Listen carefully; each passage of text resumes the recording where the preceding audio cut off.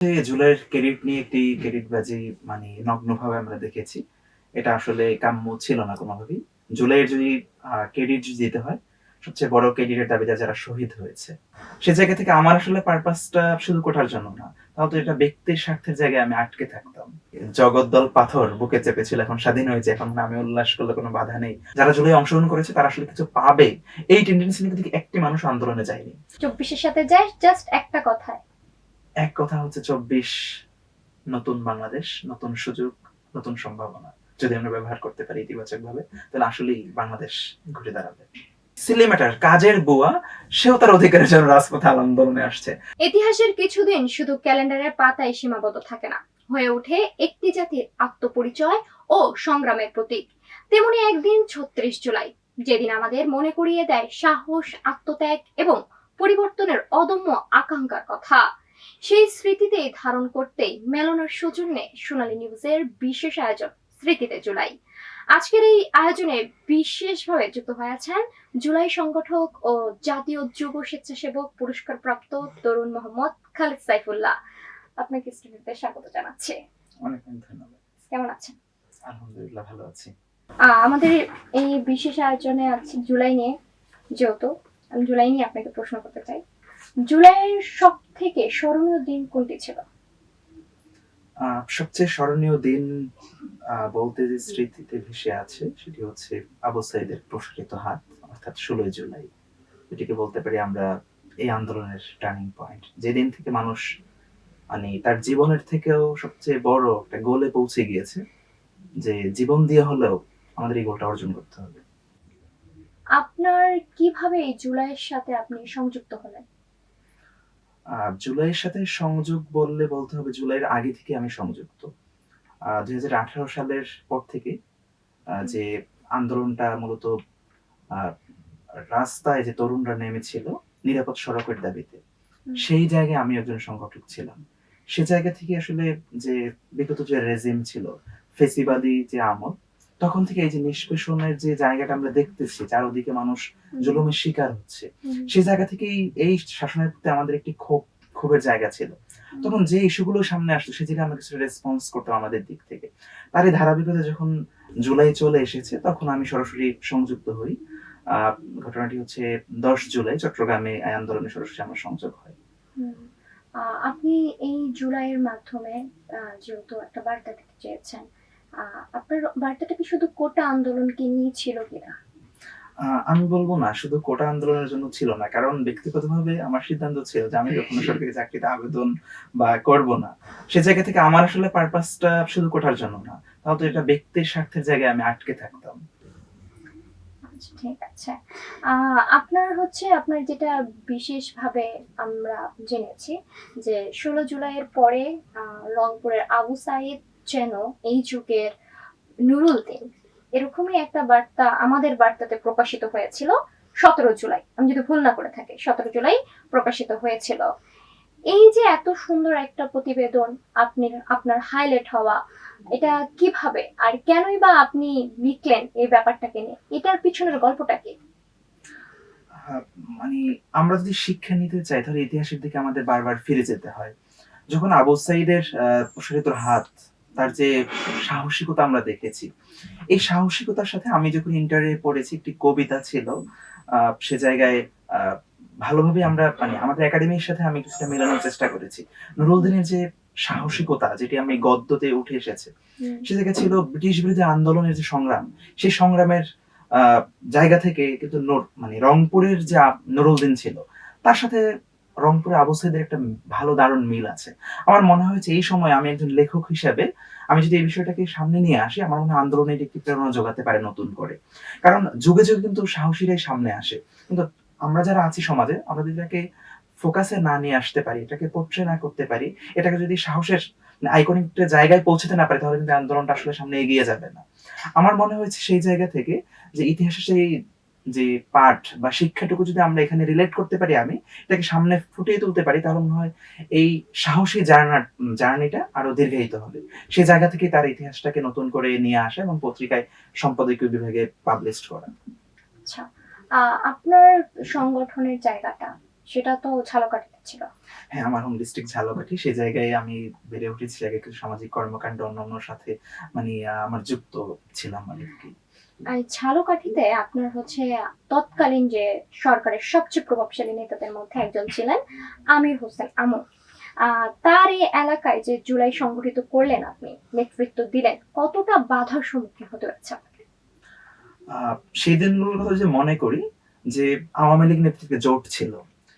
সেই ১৪ দলীয় জোটের মুখপাত্র ছিলেন আমির হোসেন আমু। এবং তিনি শুধু মানে এই আন্দোলনকে মানে চক্রান্তকারী, ষড়যন্ত্রকারী, রাজাকারী ট্যাগিং দিয়ে ১৪ দলের মিটিং করে সিদ্ধান্ত নিয়েছে আন্দোলনকে দমন করার। তারই বাড়ি হচ্ছে ঝালকাঠি এবং ঝালকাঠি এমন একটি স্বৈরাচারী ফ্যাসিবাদী জায়গা, সে জায়গায় কোন নেতৃত্ব তৈরি হয় নাই। কোন দলের কোন নেতৃত্বের বিকাশ তিনি ঘটাতে দেননি পরিকল্পিতভাবে। সেই জায়গা থেকে আমাদের মনে হয়েছে এই জায়গা থেকে যখন আমি ঝালকাঠিতে চলে যাই আন্দোলনের একটি পর্যায়ে, তখন মনে হয়েছে এখানে যারা তরুণ আছে, স্টেক হোল্ডার যারা আছে সবার সাথে আমার যোগাযোগ করা উচিত।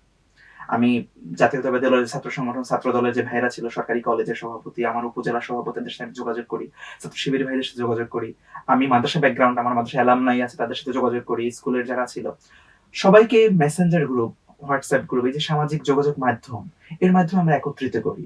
সেটা একটা সীমাবদ্ধ ছিল, আমাদের একটি গ্রুপে প্রায় ২৫০ মেম্বার যুক্ত করা যায়। আমরা প্রায় ২ থেকে ৩টা মেসেঞ্জার গ্রুপে আমরা বিভক্ত হই। এত পরিমাণ তরুণ এর সাথে সংযুক্ত হওয়ার জন্য অপেক্ষায় ছিল। এই জায়গায় জাস্ট আমি ছোট একটি কাজ করি, কৌশলগত কাজ। সেটা হচ্ছে তাদেরকে সবাইকে যোগাযোগ করা, স্টেক হোল্ডারের সাথে সমন্বয় করা। তখন আমরা সিদ্ধান্ত নিই এক টাইমে আমাদের ঝাঁপিয়ে পড়তে হবে। সেই টাইমটা হচ্ছে ৩রা এবং ৪ঠা, ৩ এবং ৪, ২ দিন আমাদের পরিকল্পনা ছিল রাজপথে নামার। শেষ সময় কিন্তু ঝালকাঠি জেলা পর্যায়ে যখন আমরা ছড়িয়ে যাই, তখন আমরা আসলে সবাই মিলে এট এ টাইম যখন ঝাঁপিয়ে পড়ি, সেদিন সন্ত্রাসী যারা ছিল তারা যখন দেখছে আমাদের সংখ্যাটা অনেক বেশি, তখন তারা আসলে আমাদের থেকে আসলে ভয় পেয়ে যায় অনেকটা।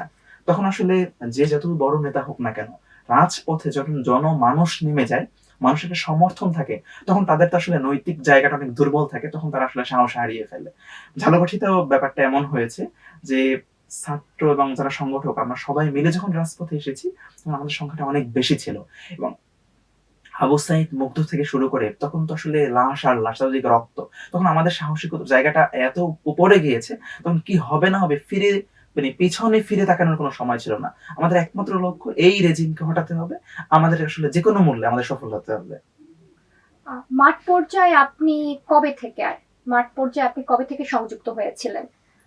একদম জুলাই শুরু থেকে কি সংযুক্ত হয়েছিলেন, নাকি পরপর যখন আবু সায়েদ সবাই মানে হত্যার শিকার হলো সব জায়গায় তখন থেকেই সোচ্চার হয়েছে, নাকি প্রথম থেকে কোটা আন্দোলন থেকে আপনি আপনার জায়গাটা বজায় রেখেছিলেন? কোটা আন্দোলনের শুরুতে পর্যবেক্ষণ করতেছিলাম আসলে এই মুভমেন্টটা কোন দিকে যাচ্ছে। যখন বাংলা ব্লকেটটা দিল, তখন মনে হলো যে আহ, অন্তত এটা একটা ন্যায্য ইস্যু, এখানে বেইনসাফ হচ্ছে। এটা আসলে আমাদের দেশের পার্সপেক্টিভেও যদি মেধাবী যদি আমরা চাপিয়ে রাখি, দলীয় সুপারিশে কেবল একটা চেতনার কথা বলে যদি আমরা দেশটার ভবিষ্যৎটা কোথায় ঠেলে দিচ্ছি, তার মানে এখানে একটা নৈতিক সমর্থন শুরু থেকেই ছিল। আমি সরাসরি ফিজিক্যালি যখন চট্টগ্রামে ছিলাম, আমার পড়াশোনা শেষ, আমি একাডেমিক কাজে গিয়েছি অল্প কয়েকদিনের জন্য। তখন চট্টগ্রামে আমি ১০ জুলাই বাংলা ব্লকেটে সরাসরি অংশগ্রহণ করি। আমার ইউনিভার্সিটির ভাই ব্রাদার ছিল, সবাইকে নিয়ে আন্দোলনের মাঠে আমি চট্টগ্রামে ২ দিন ছিলাম। এরপর যেহেতু আমার পড়াশোনা শেষ হয়েছে চট্টগ্রামে, আমার ফিরতে হবে, আমার ওখানে আবাসন নেই, হল বন্ধ, সব বন্ধ। আমি ঝালকাঠিতে চলে আসি। ঝালকাঠি আসার পরে আমার যারা এখানে ফ্রেন্ড ছিল, অ্যালামনাই ছিল, শুভাকাঙ্ক্ষী ছিল, রাজনৈতিক দলের যারা ছিল, সবার সাথে সমন্বয় করছেন। জেলা পর্যায়ে তো আসলে আন্দোলন তখন ছড়িয়ে যায়নি। ঝালকাঠি একটা তৃণমূল পর্যায়ের জেলা। তখন আমরা আসলে অনলাইনে সবার সাথে যোগাযোগ রক্ষা করে ফিজিক্যালি আন্দোলনে আসলে মুভমেন্টের লাস্ট উইকে আমরা সরাসরি নেমে যাই। আচ্ছা, আহত হওয়ার ঘটনা তো নিশ্চয়ই আছে না? না, বড় পরিসরে আহত হয়নি। অল্প ধাওয়া পাল্টা দেওয়া হয়েছে এ পর্যন্তই। কিন্তু আলহামদুলিল্লাহ আমাদের এরকম সে জায়গা থেকে ভালো ছিলাম। জুলাইয়ের পরবর্তী সময়, মানে জুলাই যখন শেখ হাসিনা পদত্যাগ হলো, তখনের অনুভূতিটা আপনার কেমন ছিল? তখনের অনুভূতিটা হচ্ছে আমরা কলেজ মোড়ের কাছাকাছি ছিলাম পতাকা নিয়ে। তখন রাস্তাঘাট একদম ফাঁকা। আমার কয়েকটা ফ্রেন্ড ছিল সাথে। আমরা বিজয়ের যে উল্লাস, ঈদের যে উল্লাস, সেই মুখ খুলে কথা বলা, কণ্ঠ খুলে চিৎকার দেওয়া, সেই উল্লাসটা আসলে করতে পেরেছে। মনে হচ্ছে যেন মানে জগদ্দল পাথর বুকে চেপেছিল, এখন স্বাধীন হয়েছে। এখন আমি উল্লাস করলে কোনো বাধা নেই, কোথা থেকে গুলি আসবে না, আমি স্বাধীন। এই যে স্বাধীনতা শব্দটা যে কতটা আসলে আমাদের হৃদয়ের গভীর থেকে অনুভব করা যায়, সেটা মনে হচ্ছে ৫ আগস্ট আমরা উপলব্ধি করেছি। আমরা হচ্ছে জুলাই যোদ্ধা হিসেবেই আপনি পরিচিত, সংগঠক। যেহেতু সংগঠক হিসেবে কাজ করেছেন, সেই জায়গা থেকে আপনাদের সবারই যুদ্ধ হওয়ার পরে আমরা দেখেছি যে একটা ভাগের যে একটা বিষয় আসে, দায়িত্বের যে বিষয়, যে সবাই সবার দায়িত্বে টানার জন্য, সবার দলে আনার জন্য যে কার্যক্রমটা চালায় বা তারা আনতে চাচ্ছে, আপনাকে নিতে চাচ্ছে তাদের দলে, সেই ব্যাপারটা আপনি কিভাবে দেখেছেন? কতটুকু সংযুক্ত হয়েছেন অন্য অন্য দলে, নাকি আপনি এখন একাই আছেন আর কি? প্রথমত হচ্ছে জুলাইয়ের ক্রেডিট নিয়ে একটি ক্রেডিটবাজি নগ্নভাবে আমরা দেখেছি। এটা আসলে কাম্য ছিল না কোনোভাবেই। জুলাইয়ের যদি ক্রেডিট যদি দিতে হয়, সবচেয়ে বড় ক্রেডিটের দাবিদার যারা শহীদ হয়েছে, যারা এখনো আহত হয়ে বিভিন্ন জায়গায় আছে, তারাই সবচেয়ে এ জায়গায় তারা হকদার। এর বাইরে যারা ছিল, এটা আসলে মানে গণ অভ্যুত্থান কখন আছে? গণমানুষের সাথে যুক্ত হয়। এখানে সবার অংশগ্রহণ ছিল। জুলাইয়ের পরে যেটা দেখে গিয়েছে যে যখন একটা এস্টাবলিশমেন্ট বা ভেঙে যায়, তখন একটা শূন্যতা তৈরি হয়। যারা একটু স্বার্থান্বেষী মানুষ থেকে তারা সেই শূন্যতাটা পূরণ করতে অনেকভাবে স্বার্থ হাসিল করতে এগিয়ে যায়। তো আমাদের আসলে বৃহৎ একটি লক্ষ্য ছিল, একটি স্বপ্ন ছিল যে একটা নতুন বাংলাদেশ হবে, যেই বাংলাদেশে নাগরিক তার নাগরিক যে সেবা পাওয়ার জন্য কারো পরিচয় প্রয়োজন হবে, আমাকে নেতা হতে হবে, আমি একটি নাগরিক সেবা পাওয়ার জন্য আমার পরিচয় দিতে হবে, আমি অমুক তার ভাই বা অমুকের ছেলে বা অমুক আমার আত্মীয়। আমরা চেয়েছি আসলে এই জায়গাটা পরিবর্তন। কেউ যে জুলাই যোদ্ধা পরিচয় দিয়ে এখন আগের মতো সেই একটা ট্রেন্ড চালু হবে যে মুক্তিযুদ্ধ পরিচয় দিলে একটু বেশি সুবিধা পাবে, তার নাতিপুতি দিয়ে কোটা পাবে, এই জায়গাটা আসলে আমরা চাই না। সেটা কিন্তু আমি নিজেকে কোনো সময় জুলাই যোদ্ধা পরিচয় দিতে স্বাচ্ছন্দ্য বোধ করি না। এটাকে আসলে বলাটাকেও আমি সুন্দর মনে করি না। যারা জুলাই অংশগ্রহণ করেছে তারা আসলে কিছু পাবে, এই টেন্ডেন্সি নিয়ে কিন্তু একটি মানুষ আন্দোলনে যায়নি। হয়তো আন্দোলনের শেষে হয়তো পাওয়া না পাওয়ার ব্যাপারটা অনেকের সামনে মুখ্য হয়ে গিয়েছে। আমার মনে হয় এই জায়গা থেকে আসলে আমাদের সরে আসা উচিত। আমাদের সবচেয়ে বড় পাওয়া হবে রাষ্ট্রটাকে যদি আমরা নতুন ভাবে সাজাতে পারি, রাষ্ট্রটাকে যদি সেই পুরাতন কাঠামোতে আবার ফিরে না যায়। আপনার একটা প্রশ্ন ছিল যে জুলাই পরবর্তী সময় আপনার এলাকায় যে জুলাই যোদ্ধাদের যে একটা ক্ষমতা নিয়ে বন্টন, সেই বন্টনের সাথে কি আপনি সংযুক্ত হয়েছেন কিনা সেটা জানতে চাচ্ছি। না, আমি সংযুক্ত হইনি। আমি কোনো রাজনৈতিক দলেও ইতিপূর্বে ছিলাম না। দেশের প্রয়োজনে আন্দোলনে আসতে হয়েছে, এসেছি। কিন্তু কোনো রাজনৈতিক দলে অংশগ্রহণ করা বা এই যে জুলাইকে ব্যবহার করে কোনো সুযোগ সুবিধা নেয়া, এই জায়গাটায় যুক্ত হইনি। হয়তো অনেকে এই আন্দোলনের পরে নতুন করে রাজনীতিতে যুক্ত হয়েছে। রাজনীতি যুক্ত হয়ে ইতিবাচক। কিন্তু এই রাজনীতি হতে হবে দেশের জন্য। কিন্তু এইটাকে যদি আমি স্বার্থের হাতিয়ার হিসেবে ব্যবহার করি, তাহলে সেটা আসলে আমাদের জন্য কোনোভাবেই ভালো ব্র্যান্ডিং হবে না। আপনাকে অবশ্যই হয়তো বলা হয়েছে যে আমাদের সাথে দলগতভাবে যুক্ত হও বা যুক্ত হন, এরকম বলা হয়েছে। তো সেই ব্যাপারটা আপনি কিভাবে দেখলেন বা কিভাবে ওইটা থেকে আর যুক্ত হলেন না, এই গল্পটা একটু যাচ্ছে সংক্ষেপে। এটা হচ্ছে আমার পেশাগত দিক থেকে আমি একজন সমাজকর্মী। সেদিক থেকে রাজনৈতিক দলের অংশগ্রহণ করে কেবল একটি রাজনৈতিক দলের হয়ে কাজ করা, এটা মনে করতেছি এটা আমার জন্য না। আমি দেশের জন্য, দেশের মানুষের জন্য জুলাইয়ের পূর্বেও আমি সামাজিক বিভিন্ন কর্মকাণ্ডের সাথে যুক্ত ছিলাম। এবং জুলাই পরবর্তী সময় আমার মনে হয়েছে আমার বৃহৎ যে একটি নিজের স্বপ্নের জায়গা আছে, বাংলাদেশের তরুণদের জন্য কাজ করার জন্য, সেই স্বপ্নকে সামনে রেখে আসলে রাজনৈতিক দলীয়করণ থেকে আমি বের হয়ে সামগ্রিকভাবে কাজ করার বৃহৎ লক্ষ্যে আমি এগিয়ে গিয়েছি। এর জন্য আসলে কোনো নির্দিষ্ট পলিটিক্যাল দলে আমি সংযুক্ত হইনি। আচ্ছা, আমার একটা প্রশ্ন করবো যে 24 আর 71 নিয়ে একটা ডিফারেন্ট, যেটাকে ভিন্নতা এসেছে 5 আগস্টের পর। যে 24 আর 71 যে একটা ব্যাপার আছে, যে 24 বা 71 দুইটা আলাদা, বা কতটুকু দ্বিতীয় স্বাধীনতা আমরা পেয়েছি 24-এর পর, এটা বলে। এখন সেই বিষয়ে আপনি 24 আর 71-কে কিভাবে দেখেন? 24 এবং হচ্ছে 71 দুইটাকে আমরা মোটেও মুখোমুখি করলে এটা আমাদের একটা ভুল হবে। ৭১ মহান মুক্তিযুদ্ধে আমাদের যে একটি লক্ষ্য ছিল সাম্য, মানবিক মর্যাদা এবং একটি কল্যাণ রাষ্ট্রের কথা, সেই রাষ্ট্র কিন্তু আমরা পাইনি। আমাদের যে ধারাবাহিক রাষ্ট্রের যারা ক্ষমতায় ছিল, তাদের ধারাবাহিক ব্যর্থতার চূড়ান্ত ফলাফলের জন্যই কিন্তু এই ফেসিবাদের তৈরি হয়েছে। আমার মনে হচ্ছে ২৪ হচ্ছে ৭১ সেই অপূর্ণাঙ্গ জায়গাটার পূর্ণাঙ্গ দেওয়ার জন্য এসেছে। এটা তারই ধারাবাহিকতা এবং আমাদের নতুন করে সুযোগ তৈরি করে দিয়েছে বাংলাদেশ রাষ্ট্রকে তার যে লক্ষ্যে স্বাধীনতা অর্জন করেছি আমরা, যে লক্ষ্যে আমাদের যারা আমাদের পূর্ববর্তী প্রজন্ম যারা জীবন দিয়েছে, সেই লক্ষ্য অর্জনের নতুন করে একটা সুযোগ তৈরি করে দিয়েছে প্রজন্ম। স্বাধীনতার দিক থেকে তুলনা করলে বলা যেতে পারে এই অর্থে যে তখন স্বাধীনতার চেতনা ছিল, সেটা কিন্তু আমরা বাস্তবায়ন করতে ব্যর্থ হয়েছি। এজন্য কিন্তু এতগুলো জীবন দিয়ে নতুন করে সুযোগ তৈরি হয়েছে, নতুন স্বাধীনতা এনে দিয়েছে। 24-কে এক কথায় প্রকাশ করেন আর কি। এক কথায় প্রকাশ করতে হলে কোন কথাটা বলবেন? 24 সাথে 24 সাথে যায় জাস্ট একটা কথায়। এক কথা হচ্ছে 24 নতুন বাংলাদেশ, নতুন সুযোগ, নতুন সম্ভাবনা। যদি আমরা ব্যবহার করতে পারি ইতিবাচক ভাবে, তাহলে আসলেই বাংলাদেশ ঘুরে দাঁড়াবে। আহ, বর্তমান সরকার বিএনপি, বর্তমান সরকার কতটুকু আপনার মনে হচ্ছে যে আপনাদের যে জুলাইকে নিয়ে যে ধারণা চিন্তা ছিল কতটুকু পূর্ণতা দিতে পেরেছে বর্তমান সরকার?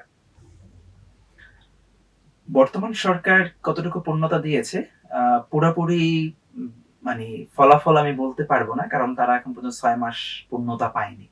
তবে একটি জায়গায় ঘাটতি স্পষ্ট, সেটা হচ্ছে তারা জুলাই সনদ এবং জুলাইয়ের যে আকাঙ্ক্ষা পরিপূর্ণ করার কমিটমেন্ট দিয়ে ক্ষমতায় এসেছে, তাদের যে 31 দফার ঘোষণা দিয়েছে, এখন পর্যন্ত তা বাস্তবায়নের আমরা সুফল বা তার একটি যে তাদের যে কমিটমেন্টের জায়গা ছিল, সেটা আসলে এখন পর্যন্ত বাস্তবায়ন করছে না। তাদের কমিটমেন্ট 6 মাস হয়েছে, এখনো কমিটমেন্টের জায়গায় আছে। প্রথম দফা যদি 31 দফার আমি ভুল না করি, সেটা হচ্ছিল সংবিধান সংস্কারের কথা। কিন্তু বর্তমানে যে কমিটি হচ্ছে সংবিধানের, মানে নতুন সংসদ গঠন হওয়ার পরে সংস্কার কমিটি হচ্ছে না, সে জায়গায় কিন্তু আবার সেই পুরাতন কাঠামোর মধ্যে আমরা চলে যাচ্ছি। এরপরে যদি বলি, বিচার বিভাগের স্বাধীনতা কিন্তু ছিল আমাদের অন্যতম একটি চাওয়া, রাষ্ট্রের সুশাসন নিশ্চিত করার জন্য। অন্তর্বর্তীকালীন সরকার একটি পূর্ণাঙ্গ একটি সচিবালয় তৈরি করে এটাকে স্বাধীন দিয়েছিলেন। নতুন সরকার এসে সে জায়গা থেকে আবার সেটি বিলুপ্তি করেছে। অর্থাৎ আমরা যদি আবার সেই পিছনে ফিরে যাই, তাহলে জুলাইয়ের আকাঙ্ক্ষা কমিটমেন্ট কিন্তু রক্ষা হবে না। আমি সরকারকে আহ্বান জানাবো তারা তাদের কমিটমেন্ট যেন ঠিক রাখে, কারণ জনগণ বারবার প্রতারিত হয়েছে, আর একবার আসলে প্রতারিত হতে চায় না। জনগণ এখন আস্থা রাখছে, কিন্তু সেই আস্থাটা আসলে সরকারের হাতে আছে, তার কোটেই বল, তার উপরে নির্ভর করে আসলে আস্থার প্রতিদান কতটুকু দিবে। আচ্ছা, আমরা আপনার একটা বিশেষ পরিচয়ের মানে জেনেছি আপনি হচ্ছে ডক্টর ইউনূস থেকে প্রাপ্ত রাষ্ট্রীয় সম্মাননা, যেটাকে বলে রাষ্ট্রীয় হচ্ছে সর্বোচ্চ যুব সম্মাননা, সেটা আপনি পেয়েছেন। সেটার পিছনের গল্প, কেনই বা আপনি পুরস্কারে এত সম্মাননাটা হাতে পেলেন, বা কিরকম অনুভূতি ছিল আপনার অন্তর্বর্তীকালীন ডক্টর ইউনূস থেকে পুরস্কারটা নেওয়ার সময়, গ্রহণ করার সময়? প্রথমত হচ্ছে এই পুরস্কার যুব স্বেচ্ছাসেবকদের বাংলাদেশ সর্বোচ্চ পুরস্কার। এটির কিছু ক্যাটাগরি আছে নির্ধারিত, সেই বিবেচনায় দেওয়া হয়। আমি 2013 সাল থেকে আমার বন্ধু যারা আছে তাদেরকে নিয়ে কো-কারিকুলার অ্যাক্টিভিটি, বিভিন্ন মানবিক কাজ, স্বেচ্ছাসেবামূলক কাজ এগুলো করে আসছি। আমি যদি বিভিন্ন কম্পিটিশনে অংশগ্রহণ করেছি, আমি সে জায়গা থেকে আমি একটি আইডিয়া কম্পিটিশনে বাংলাদেশের ভিতরে চ্যাম্পিয়ন হয়েছিলাম। সেটার ধারণা ছিল স্টেম এডুকেশন। তৃণমূল পর্যায়ের যারা স্টুডেন্ট স্কুলের, তাদেরকে সায়েন্স, টেকনোলজি, ইঞ্জিনিয়ারিং, ম্যাথ এই ব্যাপারগুলোতে কিভাবে আরো এগিয়ে নেওয়া যায়। এরপরে আরো বেশ কিছু ধারণা ছিল কো-কারিকুলার অ্যাক্টিভিটির, বিতর্ক শেখানো, বিতর্ক ক্লাব তৈরি করা। এই ধরনের কাজগুলো আমি সেই 2013 সাল থেকে কন্টিনিউ করেছি, এবং আমার কয়েকটি সংগঠন আছে, সেই সংগঠনগুলো এবং তরুণদের নিয়ে বড় পরিসরে কাজ করার আমার সুযোগ হয়েছে। এই সামগ্রিক কাজগুলো মূল্যায়ন করে এই পুরস্কারটি দেওয়া হয়েছে। পুরস্কার পাবার অনুভূতি হচ্ছে, ছোট একটা স্টোরি আজকে শেয়ার করি। আমি একটি ফার্মের সাথে যুক্ত কাজ করি, আমার ওখানে মিস্ত্রিরা কাজ করে। আমি যখন পুরস্কার পেয়েছি, পরের দিন আমাকে এক রাজমিস্ত্রি তিনি ফোন দিয়েছেন আমাকে। আসসালামু আলাইকুম স্যার, আপনাকে টিভিতে দেখেছি আজকে, আপনি একটা পুরস্কার পেয়েছেন, আপনি যে এত বড় মানুষ এটা আমি জানতাম না। মানে এই জায়গা থেকে তখন আসলে মনে হয়েছে যে, মানে একটি পুরস্কার পাওয়া কেবল একটি স্বীকৃতি না, এটা আসলে আমাকে যেমন আরো কাজ করতে উদ্বুদ্ধ করে, তখন মানুষের মাঝে একটি ভালো মেসেজ যায় যে ভালো কাজ করলে তারা আসলে সম্মানিত হয়। এবং সবচেয়ে একটি ব্যাপার খুব লক্ষণীয়, সেটি হচ্ছে বিগত পুরস্কারগুলো দেওয়ার সময় ক্যাটাগরি থাকতো যে কোনো নেতার সুপারিশ আছে কিনা, বা মানে সে তার দলের লোক কিনা। এর জন্য আওয়ামী আমলে যে পুরস্কারগুলো দেওয়া হতো সবাই আসলে দলীয় বিবেচনার বা ফ্রেমিং এর ব্যাপার ছিল। এই জন্য তখন আসলে আমি ব্যক্তিগতভাবে কোনো পুরস্কারের কোনো আবেদন করিনি। যখন মনে হলো যে এখন একটি বৈষম্যহীন বাংলাদেশ এসেছে, আমি মনে করছি রাইট টাইম আমি একটা আবেদন করতে পারি। সে জায়গা থেকে মনোনীত হয়ে উপজেলা থেকে জেলা, জেলা পর্যায় থেকে জাতীয় পর্যায়ে এসেছে। আমি চেষ্টা করছি বাংলাদেশের তরুণদের, তৃণমূল পর্যায়ের যারা তরুণ, যে জায়গায় আসলে খুব সুযোগ সুবিধা নেই। যেমন আমার নলছিটি উপজেলায় কিন্তু কোনো ইউনিভার্সিটি নেই, শুধুমাত্র একটি সরকারি কলেজ। সে জায়গায় তরুণ আসলে কো-কারিকুলার অ্যাক্টিভিটির কোনো সুযোগ পায় না। আমরা যারা ইউনিভার্সিটি, বিভিন্ন ভালো যারা স্টুডেন্ট, তারা জেলা শহরে, বিভাগীয় শহরে চলে যায়। তারা কিন্তু আসলে এই সুযোগটি তার উপজেলায় তৈরি করে দিবে, এই সুযোগটি তার অনেক সময় থাকে না। করোনা মহামারীর সময় আমার সুযোগ হয়েছে যে আমি যে সুযোগ সুবিধাগুলো শহরে এসে পেয়েছি, ইউনিভার্সিটিতে পেয়েছি, এই ধারণাটি কাজে লাগিয়ে তৃণমূল পর্যায়ের তরুণদের জন্য এই co-curricular activity, ক্লাবিং, ভলান্টিয়ারিং, তাদের যে স্কিল গুলো ডেভেলপ করানো, তাদেরকে ওয়ার্কশপ করানো, প্রদর্শনী, লেখালেখি, এই ব্যাপারগুলোকে বিস্তীর্ণ পরিসরে আমার কাজ করার সুযোগ হুম। হয়েছে। সেই জায়গায় প্রায় শতাধিক ইভেন্ট আমি বাস্তবায়ন করেছি। প্রায় কয়েক শত তরুণ আমার সাথে তারা কাজ করেছে। সবার সম্মিলিত প্রচেষ্টায় আসলে এই অর্জনটি সম্ভব হয়েছে। আচ্ছা, আমাদের হচ্ছে আপনার অন্তর্বর্তীকালীন সরকার, আপনারা বসালেন সবাই অন্তর্বর্তীকালীন সরকার, ডক্টর ইউনূস বলেন বা যারা উপদেষ্টা ছিলেন, মানে তাদের থেকে যে প্রাপ্ত যে ইচ্ছাটা ছিল আপনাদের যে আগামী বাংলাদেশের সংস্করণ যে ব্যাপারটা, কতটুকু করতে পেরেছে তারা, কতটুকু সাফল্যতা অর্জন করেছে ওই জায়গাটা থেকে? সরকারের অর্জনের ব্যর্থতার যে দায়ভার, এটা আসলে তাদেরকে পুরোপুরি দিতে পারতেছি না এজন্য যে তারা যে কাজ করবে, কাজ করার জন্য একটি পরিবেশ দরকার, স্বাধীনতা দরকার। হুম। এটি তাদের ছিল না। এই অর্থে প্রতিদিন রাজপথে বিভিন্ন সিলিমেটার কাজের বুয়া, সেও তার অধিকারের জন্য রাজপথে আন্দোলনে আসছে। তার প্রতিদিন বিভিন্ন আন্দোলন, মুভমেন্ট এগুলো মানে এত পরিসর বেড়ে গিয়েছিল, যার জন্য ছিল তার মতো করে কোনো কাজ করার সে সুযোগ পায় নাই। তারপরেও যে আমাদের প্রত্যাশার জায়গা আসলে তারা পূরণ করতে পারে নাই। তবে এতটুকু পূরণ করতে পেরেছে, তারা আসলে কি, কি সংস্কার প্রয়োজন এর একটি রূপরেখা তারা প্রণয়ন করে দিয়েছে।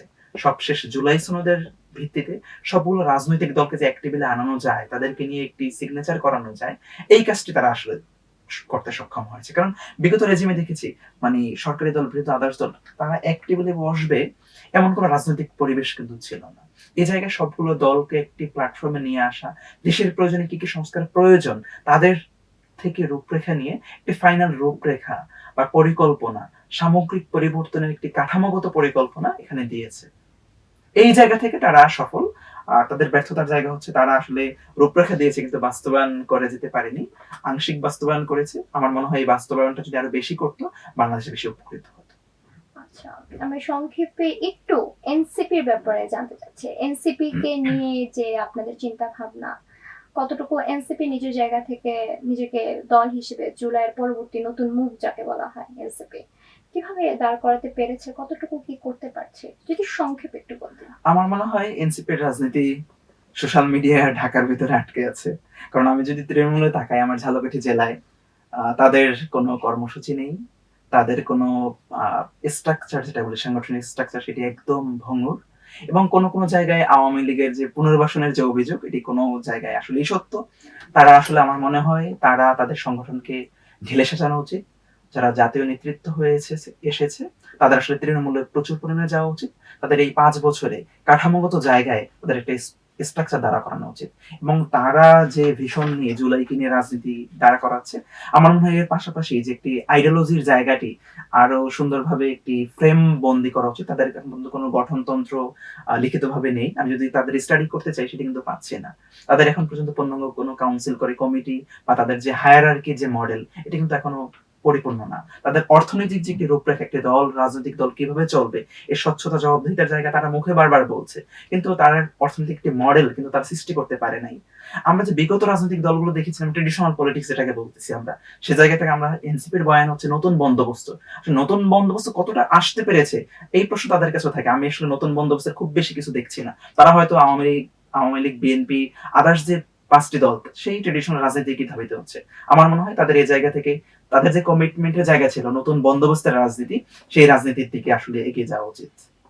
আচ্ছা, আপনার আপনার যেহেতু একজন জুলাই যোদ্ধা, জুলাইকে নিয়ে আপনারা এগিয়েছেন, সেই হিসেবে আপনি এক কথায় জাস্ট বিএনপিকে কি বলতে চান?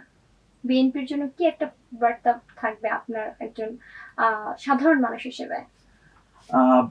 বিএনপিকে অবশ্যই জুলাইয়ের রক্তের উপর থেকে যে ক্ষমতা এসেছে, প্রায় ১৪০০ মানুষ তার জীবন দিয়েছে, হাজার হাজার মানুষ পঙ্গুত্ব বরণ করেছে, তাদের সাথে ইনসাফ করা উচিত। তাদের যে স্বপ্ন, তাদের যে নতুন বাংলাদেশের আকাঙ্ক্ষা এটি পূরণ করেছে। যদি তারা পূরণ করতে না পারে তাহলে তারা আসলে জুলাইয়ের রক্তের সাথে, শহীদদের সাথে বেইনসাফি করা হবে। তাদের সাথে আসলেই তারা আসলে তাদের যদি এটা কমিটমেন্ট রক্ষা না করে তাহলে তারা আসলে ইতিহাসের কাছে আজীবন লাঞ্ছিত হবে।